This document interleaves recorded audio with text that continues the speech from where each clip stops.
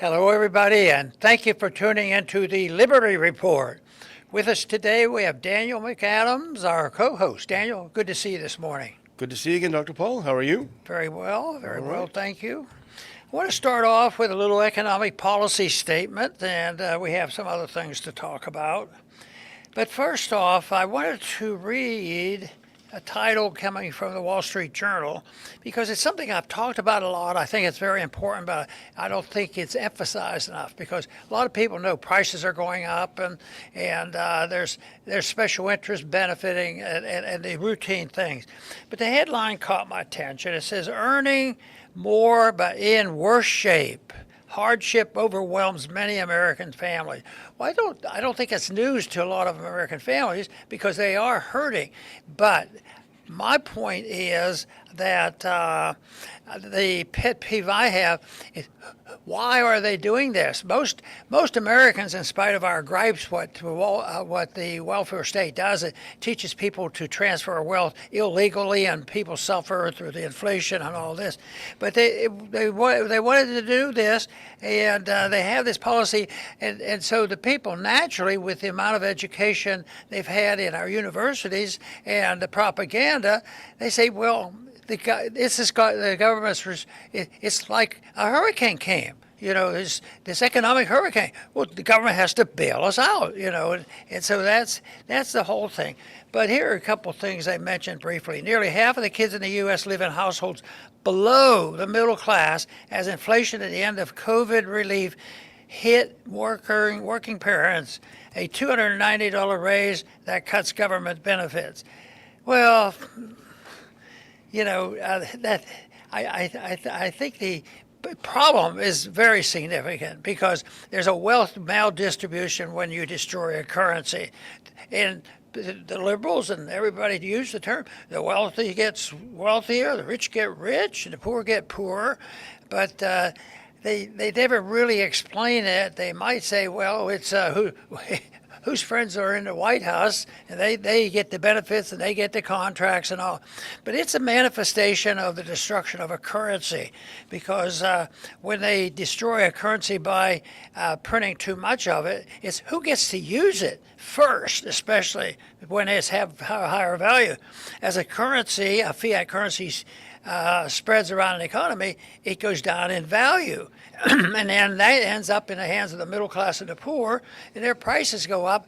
And they say, the government has to help me. I need another program. And yet the programs was the participant in the destruction because whether, you know, even though the welfare system is designed to help the wealthy, there's no doubt, you know, like through pharmaceutical and military industrial complex, these groups allow it to happen. But even the distribution of the money, and they throw crumbs to the poor, and they say, well, the government's there to help us and make us safe and secure, and they never sit down and start talking about what can they do about it. There's not that much mention of, you know, cutting, you know, militarism, and, you know, not spending so much overseas. A little bit more of it, and I think the administration has helped a bit on that. But I think what we're facing here is a bankruptcy, and the money's going bad. It's been going bad, and the opening salvo on that was in 1971, and it's gone down steadily. So since the ultimate best measurement of the value of a dollar over centuries has been its exchange rate with gold. And of course, we know that gold was very low in dollar price, $35 in '71. Now it's over $3,000, probably be $4,000, maybe before the program ends. And so that problem exists, and you do know some people say, well, it's a deficit, and they'll agree there's with a deficit. Why don't we just work this out and pay a little bit down? Well, that's what Elon did. He tried to, but nobody would accept it. It caused a big split between the two of them. So I think this idea, and I think maybe you would agree with this, the impression we get from our friends there, even when they were friends, that they would all of a sudden start voting the tough votes, and they're not going to do it. But I think that's one thing that could be done, and it could be the deficit could be gradually reduced. But they haven't accepted the principle and the argument we've made, and that is cut the easy stuff, cut the war money, where all the wars we lose at killing people for needless causes, and they're not going to do that. So ultimately, when the bankruptcy leads to the ultimate crash, when things just disintegrate and there's currency destruction, then there's a lot of people who are going to be on their own.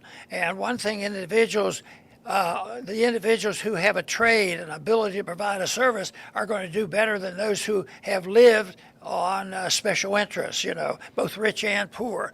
So I think that is coming, not next week or next month, but that's what it's leading to. But what we're seeing now is the initiation of that. And when you get these statistics, I mean, a lot of these people, might be skipping lunch and not going to bed hungry, and not in America, because it's been so rich and so prosperous, and we have had so many benefits from the impression left with the Constitution, but that has been lost now.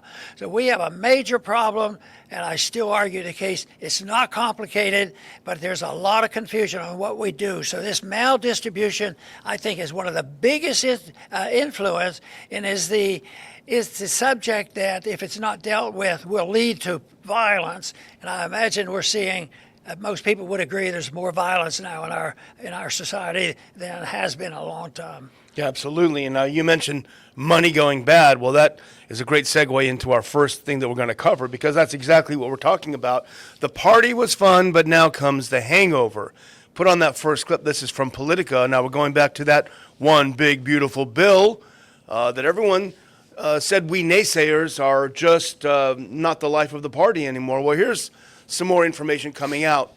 The CBO, which is the Congressional Budget Office, the Republican mega bill to cost $4.1 trillion due to higher borrowing costs. Now, the next one explains what they mean on this. If you can click over to that one. Interest rates will be higher over the next decade because of the GOP's mega bill, and drive up borrowing costs even for the federal government.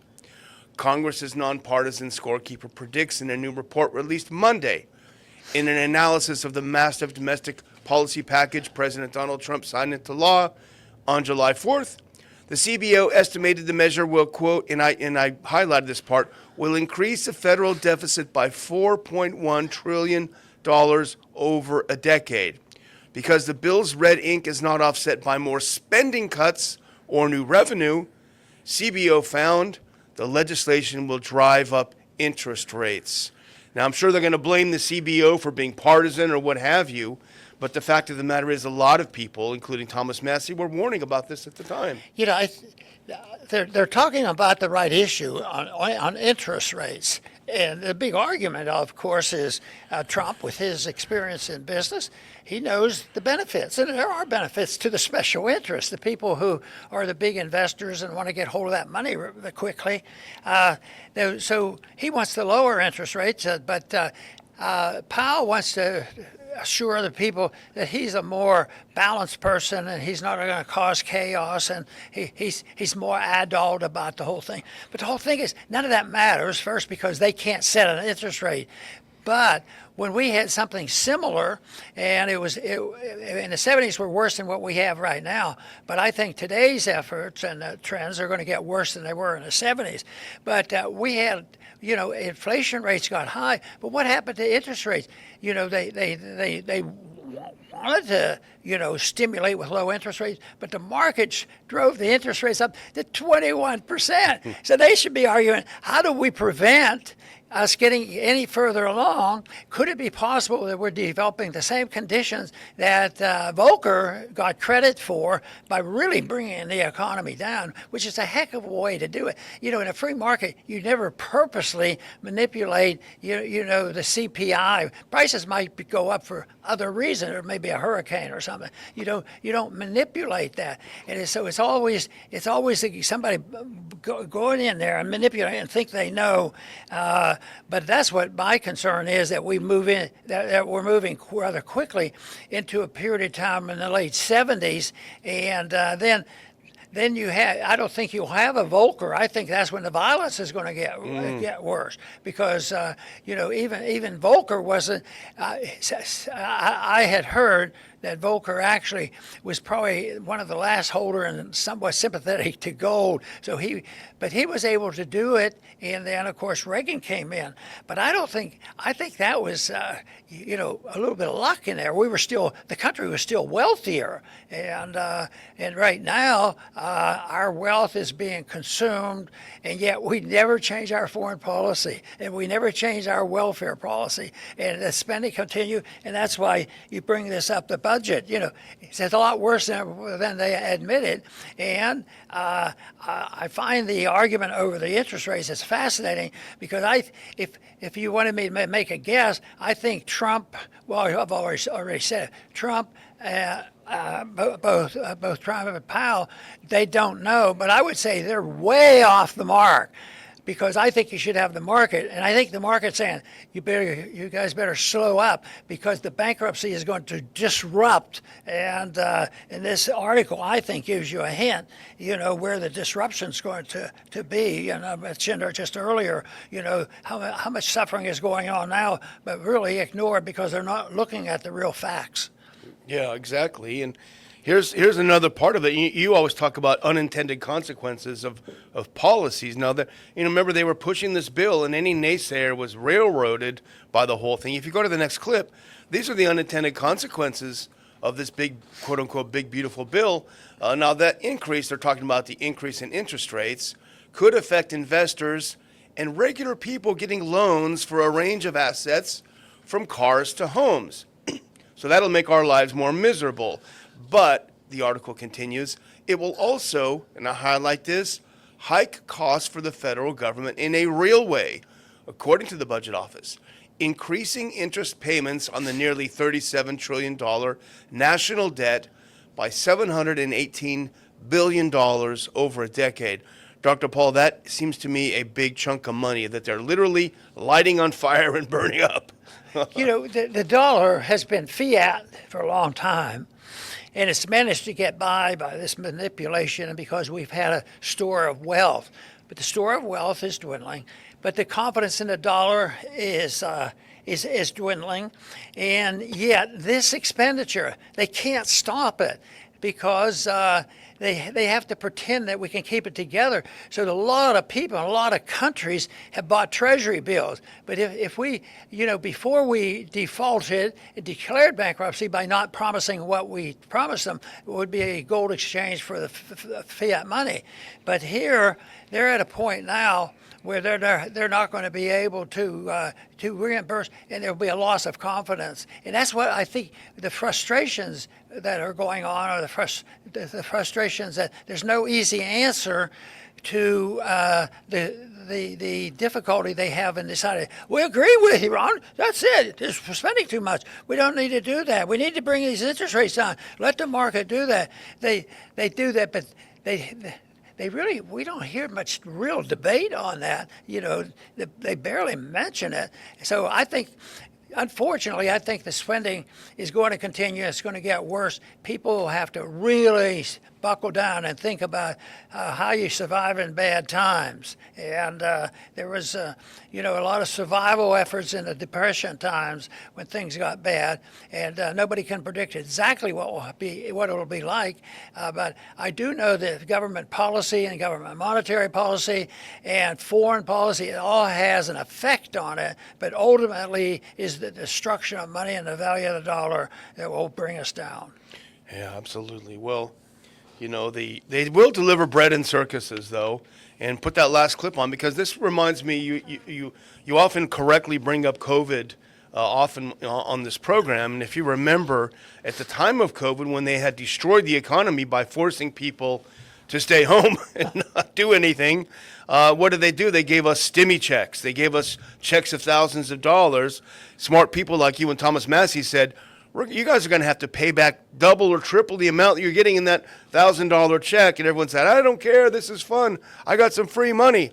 Well, sorry, put that one back up again. Now, they're at it again, Dr. Paul. Congressional Republicans largely dismissed the CBO's deficit and interest rate warnings in the days before clearing the bill for Trump's signature. And I highlight this, arguing that the legislation would juice the economy far more than forecasters have ultimately predicted. Juicing the economy. You know, it's sort of the argument and the dream, because there's a half a truth there. We're going to lower the interest rates, and we'll be the supply siders that stimulates business, and the production is going to go up and help hold prices down. They will, and that's what happens in a free market when it's natural. But the whole thing is, they predict that, and then they forget about did it really stimulate. It might do a little bit here or over here, but it really isn't the answer. Just spending more money and printing the money. And for years, decades, they've gotten away with this. They've had slumps and they've gotten out of it. But I think the real dilemma is they're in a position right now where tinkering with foreign policy, especially monetary policy, that they're not going to kind of see any ability to handle what they're reporting now, how much higher this debt is. And before you know it, they say, oh, we have to adjust it up. They didn't count this. But I don't think they're anywhere close to it because, there's always these emergencies that have emergency fund, and nobody, almost nobody can vote against it because now we had a hurricane. We have to help with people, and therefore print all the money. Yeah, that's not going to help the people ultimately. It's a drug addiction, and people feel good when they take the drug, but eventually they all have to either get off the system or the patient dies. Yeah. They have to get off the drugs. And right now, it doesn't look like there's any serious effort. Thomas can't do it all by himself, but in spite of all this negative stuff, I still think that the number of people waking up are growing.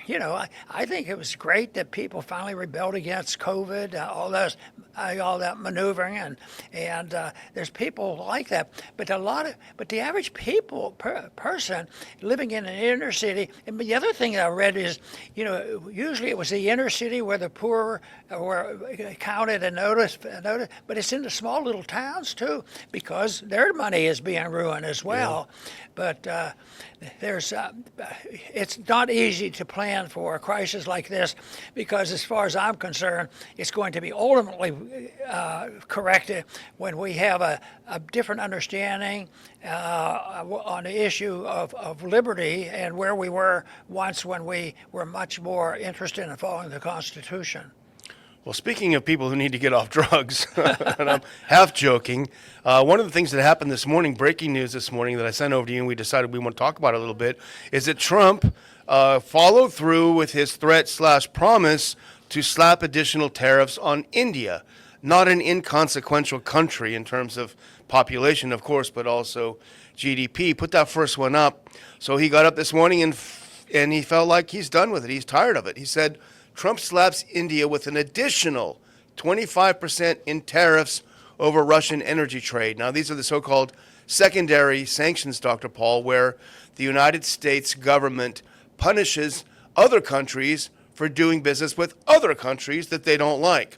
India has been purchasing Russian oil. They refused to stop purchasing Russian oil as Trump demanded, and so he hit them with 25% tariffs, in addition to the existing with a total effective tariff on Indian products coming into the United States of 50%, which is huge. Now go to the next one on this. The accelerated tariffs, which stack on top of the 25% country-specific tariffs set to be implemented overnight, will go into effect within 21 days, according to the executive order. Now, some people will look at that 21 days, Dr. Paul, and say, well, Trump may chicken out, as they say. But here's what Trump said. This is his rationale for additional tariffs. And I use those words, unfortunately, I interuse them because they're the same, tariffs and sanctions. But here's what Trump said. They're fueling the war machine. And if they're going to do that, then I'm not going to be happy, he said. We don't want an unhappy president. That was his rationale. I'm mad because they won't do what I told them. So what am I going to do? More tariffs. All this mischief that we've been talking about does affect the dollar. And what does this do when you start messing around with tariffs on India? And you can't talk about India without talking about China. Yeah. And then you say, well, they're messing around with the currency, and it's out of equilibrium. And then the big guys do recognize we're getting away with a lot, and we have, but not as much as we used to, because ever since Bretton Woods, we were so powerful, it looked like, and we acted like we could print the money forever. And of course, it was stopped in 71 and readjusted then. But right now, with these, I think these tariffs are going to really backfire. At the beginning, they don't seem so bad, but the results are going to get much worse. But what will it do if it affects the monetary market? Maybe this could be a tremendous incentive for BRICS to get together and compete with the dollar, because that's ultimately what happens to it. And there are people doing that already. It's not massive, and it's not in the front pages of the paper, but I think that will happen. But the way we're marching on, because of just bad economic policy. And I think some people that participate in it know darn well what they're doing, and they're going to benefit by it, and they'll finance their projects. But most average people, aren't going to realize that tariff someplace else. They'll look at the superficial thing. Oh, we could keep those cars out of this country, and everybody will be happy. And then lo and behold, right now, people say, the car industry is really, looking at some statistics that aren't overly encouraging. Yeah, I'm glad you brought up BRICS, because it's important. The whole rise of BRICS was a result of the U.S. using sanctions as a bludgeoning tool to hit every other country who threatened U.S. dollar hegemony. Well, what is the result of it? You actually create a block of countries that are collectively threatening U.S. dollar hegemony. And so if the idea is to pry India away from Russia and China, by the way, well, what are these sanctions going to do? They're going to do the opposite. They're going to force China and India, both will be the victims of these new sanctions. Actually, the American consumer will, but nevertheless, they will suffer for it as well. It's going to drive them together. They're going to say, okay, we've been fighting for a long time. We disagree with each other. We had actually a hot war almost a couple of months ago. Let's find a way to get together, because our common enemy is trying to destroy the economy. It's counterproductive. It'll have the opposite effect. I see it as a contest between the market and people who claim they're smarter than the market. So the market has certain rules that you can't break, even though they're not written on the wall and they've never heard about how the market really works.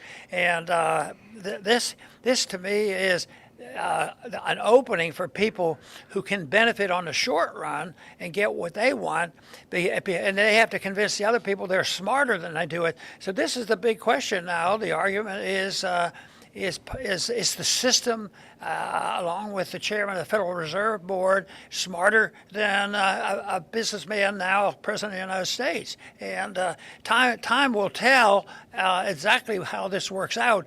But I think right now it's not going to help the dollar, and that's not going to help these poor people we started off with that suffer the consequences down the line. And I still, I think that the thing that has to be done is a better education on economic policy, and that, of course, is what we try to do, is introduce these ideas to try to prevent it. On foreign policy, you've spent so much time on foreign policy, and it's not because you enjoy watching war. It's because you can see the tremendous danger of it, and we do know that young people don't start these wars. That's one thing that people need to awaken to. The thing that we need to stop for a minute and think about as a country, what are the purposes of these tariffs? They were sold to the United States by President Trump and his people as a way to reindustrialize society. We're going to start making things in America again. We're going to become richer because we're going to make other countries pay for doing business with us. All of these things were an economic argument for tariffs. But now we're at the point where Trump says, I'm putting on tariffs because you're not making me happy. So the entire rationale for tariffs was economic, but actually it's not, because they're not tariffs, they're sanctions. I'm not happy with your behavior, so I'm going to put sanctions. Rather than direct sanctions, they're putting them indirectly on India, but directly on the American people. Now, I did want to point out one historic point, and this is our friends over at Moon of Alabama, and I'm going to try to be as quick as I can, but they explain why India was buying oil from Russia in the first place. If you go to that next clip, now it goes back to when the war started in 2022, Dr. Paul, the Ukraine war. The European Union said, we're not going to buy any more Russian oil and gas. So they stopped buying it. Well, what they did is they went over to the Gulf countries and they said, we're going to buy yours instead. Well, India and China were already buying Gulf oil, and they were displaced by this. And so what do? They need oil. They're not going to shut down their economy because the U.S. wants a proxy war with Russia. So they started buying Russian oil. Joe Biden didn't have a problem at all with that because he didn't want global gas prices to rise. You remember that, Dr. Paul, when people would put those stickers on the gas pumps. I did that with Joe Biden, the high prices. So global supplies continued on an unchanged level, and the change in the routes of oil around the globe had only a minor effect on prices. But one side effect was that some European refineries changed the way they were processing. They had been specialized in processing heavy Ural oil. They eventually had to go idle, so they lost their industrial base there. Their business was picked up by the Indians, who are no dummies, and this is a paraphrasing of what they said, and they started processing the Russian oil and exporting it at a profit. Now go to the next one. This is why it's more complicated than people explain it. But now the U.S. and its European vassals, writes Moon of Alabama, are trying to impose sanctions and or tariffs on China and India for their continued buying of Russian oil. And I highlight this. This would disturb the new market balance and eventually lead to higher oil prices for everyone. And that's an important point that Trump doesn't seem to understand what this will do. And now the next one, I'm not going to read it all, but remember what China did when Trump was trying to put those big tariffs. They said, okay, you wanted some rare earths? I'm sorry, we're not going to sell them to you. And Trump backed down wisely. Well, if you go to the next one, the Indians also have some comparative advantages. There are Indian products like pharmaceuticals for which it has near monopolies and which the U.S. needs. If India is smart, writes Moon of Alabama, it will play the same game as China did with rare earth. Withhold what the U.S. needs and wait for Trump to capitulate. So this seems like bread and circuses, Dr. Paul. It seems like a show. Sure it does. And I liked what you mentioned there about tariffs are one thing and sanctions are essentially the same thing. It's just trying to manipulate and get an edge over the competition. But this other thing has really expanded because it's the infiltration of taking money from poor people through inflation and giving it to very, very wealthy universities that spout free markets. No, they spout the opposite of it to the tune of billions of dollars. But then we get Musk and Trump come along and they rightfully point something out like this. But they also use it and say, oh, the colleges that we own, by giving them all this money, what they're saying, don't ever say anything that challenges our foreign policy. You can't defend and explain Palestinians are being killed.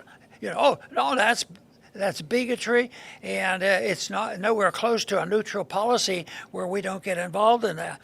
But there are always in so many places now they get involved with. These are First Amendment rights, and because they own it. In a way, it's incestuous, like they got control of the judicial system, and I say still have a lot of control in the judicial system, that they move things in a certain direction, and now.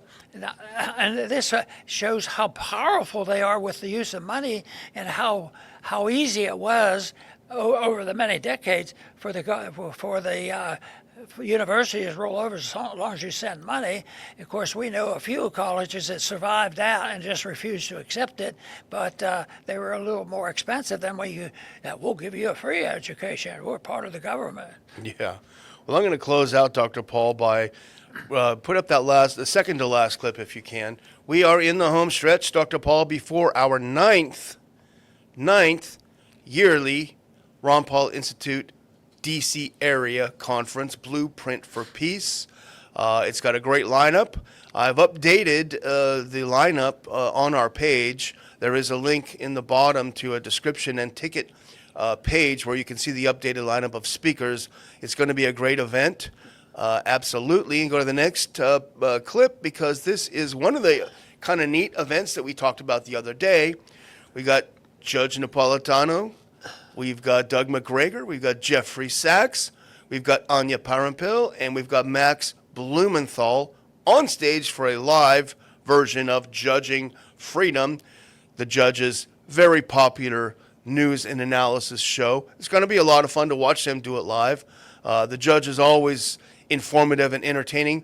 You're going to get to see this live on stage for the price of your ticket, along with a lot of other great speakers. Natalie Morris of The Redacted, she's terrific. She just sent me her speech title. It's going to be great. I don't have it in front of me, but go to our page and you'll see the title of her speech. Great event. Get those tickets. The last, 10 days, I don't know, before it's going to happen.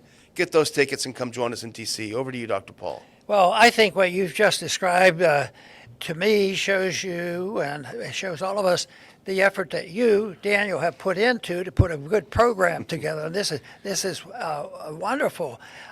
So I think that we should see this as let me finish my sentence. It's an investment conference. This is to be an investment. And a lot of people, ask me, what do I do to protect my investments? I have a few ideas, but no, this is an investment in the cause of liberty, an investment in spreading the message of sound economic policy, sound money. And I think ultimately, a lot of times want to conclude a statement that I'm making that this is more important than whether or not you have gold coins in your house. So no, it's the investment in liberty that really counts. And I try to visualize and think of what it must have been like with the founders, because I think they expressed themselves, and some did. They lost their lives over, what were they doing? Expressing the concept of liberty. So that to me is the goal, and that effort has been around a long time. They even thought about this quite a few thousand years ago in increments. So that it's still here, and there's a lot more information. And besides, there's a lot better way to spread this information. The internet, I criticize it all the time because I can't make it do what I want it to do. But I tell you what, we're able to reach a lot of people through the internet and spread this message of liberty. Please join us in that effort. I want to thank everybody for tuning in today to the Liberty Report. Please come back soon.